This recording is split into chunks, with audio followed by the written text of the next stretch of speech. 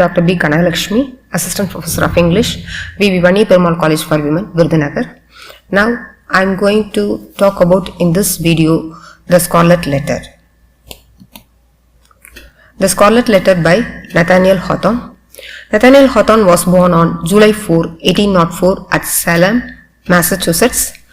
He is considered as one of the greatest novelists of America. He is the first American novelist who has a deep kinship with modern age and spirits.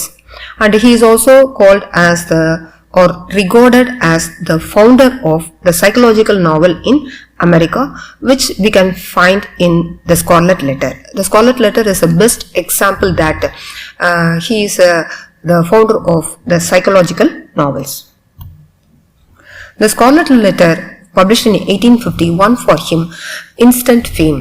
The first edition of 2,500 copies were sold within 3 days. So it shows the popularity, the immense popularity the Scarlet Letter received from the readers.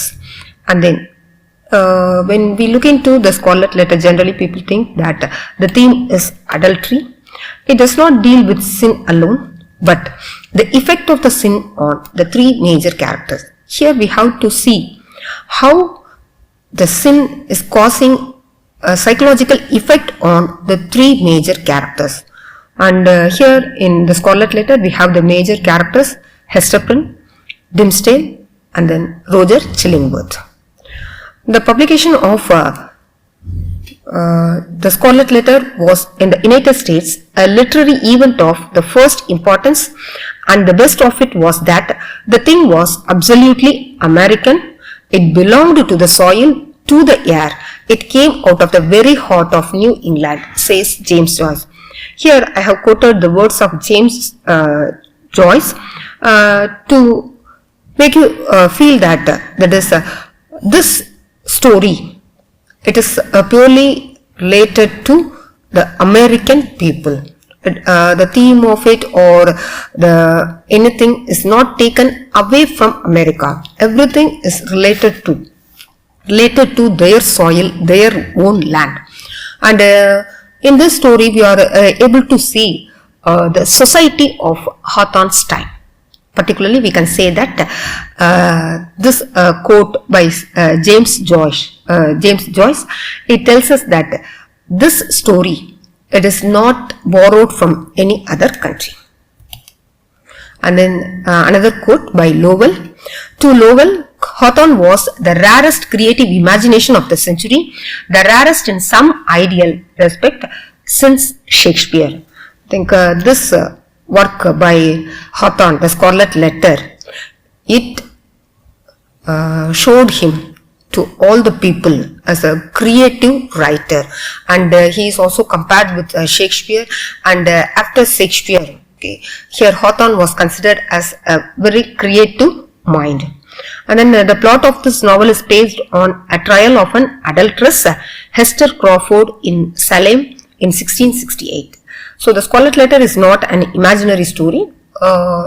Hawthorne has included some things related to that, but the real story, it has happened in the life of a person by name Hester Crawford in Salem, the same place, in 1668. The action of the story also takes place in the same place. And then Governor Richard Bellingham and Governor Winthrop are historical figures. They really lived. They are not imaginary characters who we come across in the Scarlet Letter. So Governor Winthrop and Governor Bellingham, they are not imaginary characters. They are real life characters. And then Austin Warren says it is a historical novel more deeply conceived as an evocation of the spirit and the philosophy rather than the speech and the costumes of the past. So when Hawthorne has taken the real life incident, we can't say that he has also taken the speech and the costumes of the past, but he is saying that he has dealt with the spirit and the philosophy of the past. In the past, how the people, they led their life, how they gave importance to values, That is the main thing. It is not about the speech or the dialect of the people or what are the costumes they wore at that time. Not like that. Next, let us get into the Scarlet letter, and we have the major characters. As we all know, Hester Prynne, Arthur Dimmesdale, Roger Chillingworth, Pearl. These are the major characters here, and the minor characters are Governor Bellingham, Reverend Mr. John Wilson, and then Mistress Hibbins. Chapter 1, the prison door. Here in the first chapter, we didn't get to know about any major characters or minor characters in the first chapter.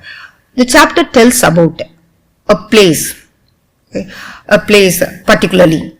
Here, let me see this. The founding fathers of a new colony always allot a portion of the land as a cemetery and another portion of the site of a prison. Here, Hawthorne has given an introduction about how when they were forming a colony, first they will allot a portion for cemetery and then another portion for a prison. That is the important thing Hawthorne wants to stress here. So he has talked about that prison door and how they were made of oak, and then it is become very in a worst condition when compared with the other houses in the town. The prison was a very old one, which was built during the time when the colonies came and occupied this place, and they built that prison.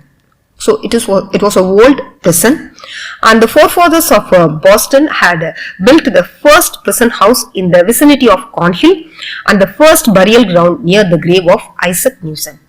Here we come to know about another thing also, which is nearby the prison, is the graveyard. The graveyard. And here Hawthorne wants to tell the point that when you commit a mistake, the punishment for the sin is death. So nearby the prison itself, we are having the graveyard. At the same time, on one side of the portal was a wild rose bush that had sprung up under the footsteps of the sainted Anne Hutchinson.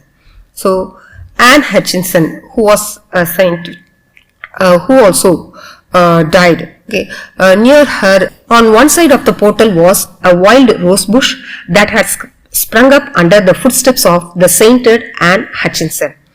Here we are having another part of life, that is the rose bush, which has sprung up under the footsteps of the sainted Anne Hutchinson.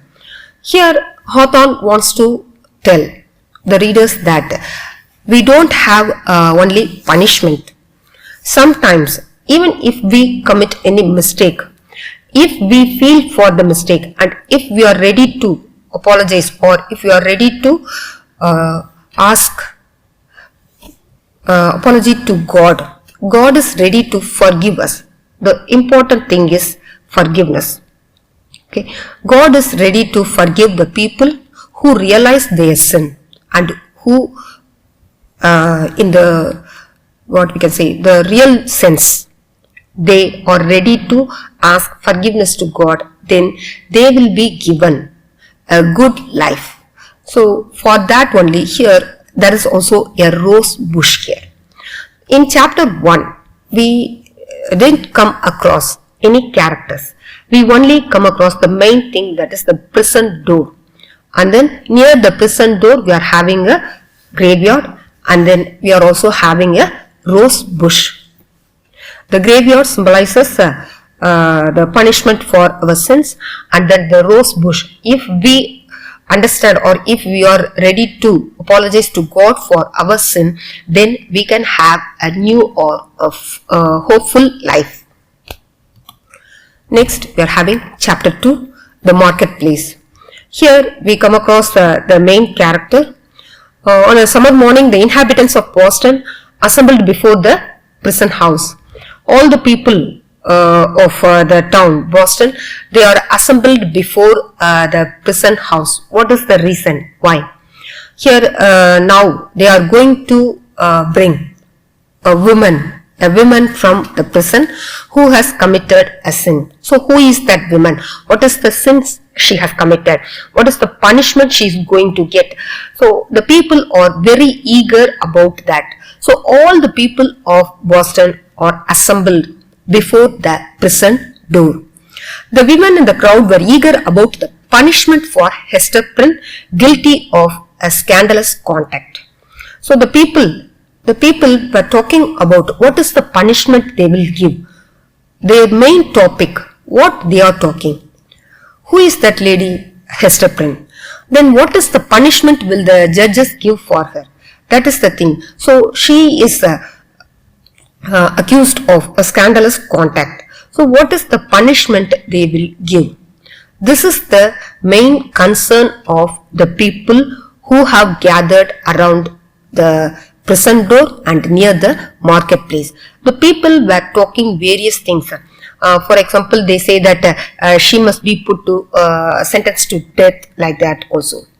The magistrates are God-fearing gentlemen. They should have put a hot iron on her forehead. She will not care about wearing the letter on her gown. Here we come to know that the people are not satisfied with the punishment given to Hester Prynne, because they say that she must have been sentenced to death. That is the main thing they want. And here, even if she is not sentenced to death, the women, particularly the women, they are saying that they should have put a hot iron on her forehead. Okay, so such a violent punishment must be given, like that the people, the mind of the people, that is the Puritans of the 17th century. Okay. Here it is not the crowd. Okay. The crowd of people who are gathered here, they are the people of the 17th century. Hawthorne has reflected the attitude of the people of the 17th century England and 17th century Salem. Okay. And here they say that they should have put a hot iron on her forehead, and the punishment given to Hester Prynne is she has to wear the letter A, the symbol of adultery, in her bosom. And the people, they say that, particularly the women say that she does not bother about wearing that letter A. So what is the punishment? It is not at all a punishment. And they also say that the magistrates, they are God-fearing men.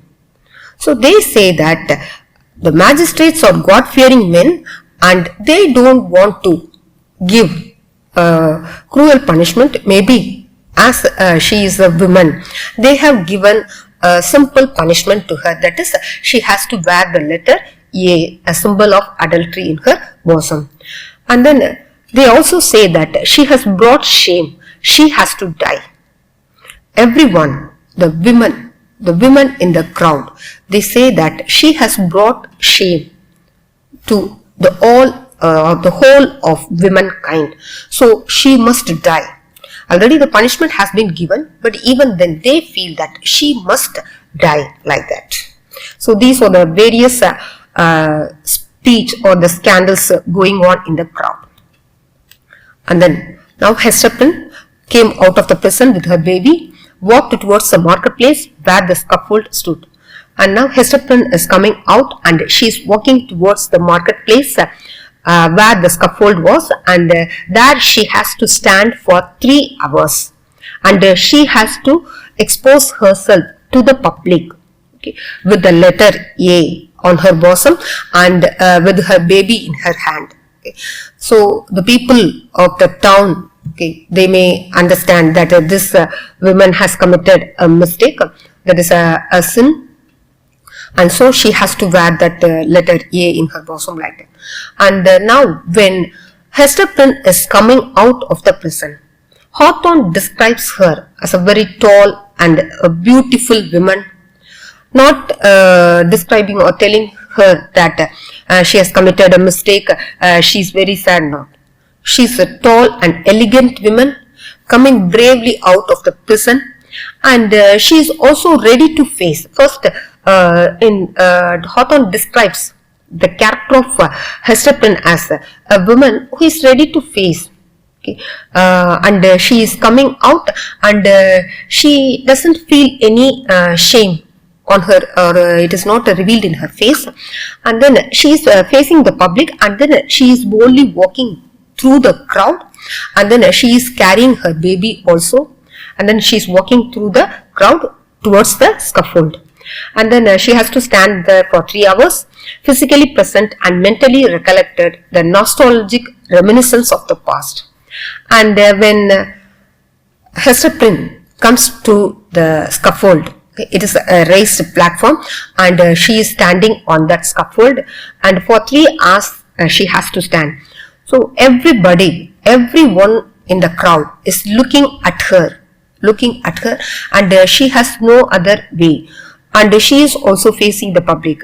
And at that time, her mind, so she is physically present there, but mentally she is recollecting how her life once was.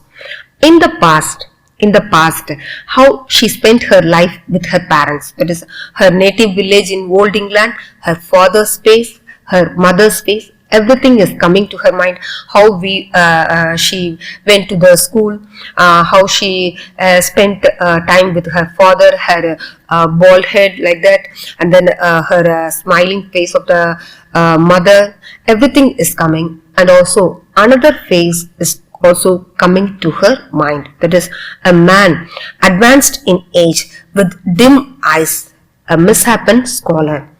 So here the next thing, first 2 people, her father and mother, she is recollecting her past experience or the happy life she led with her father and mother. And then another person is also coming to her memory. That person is somewhat old, okay, advanced in age, and then with dim eyes. Here Hawthorne wants to particularly stress why he says that the dim eyes. The dim eyes refers to that because all the time, day and night, that person has been concentrating on studies, and during the night time also he is lighting the lamp and he is reading books, and because of that his eyes have become dim.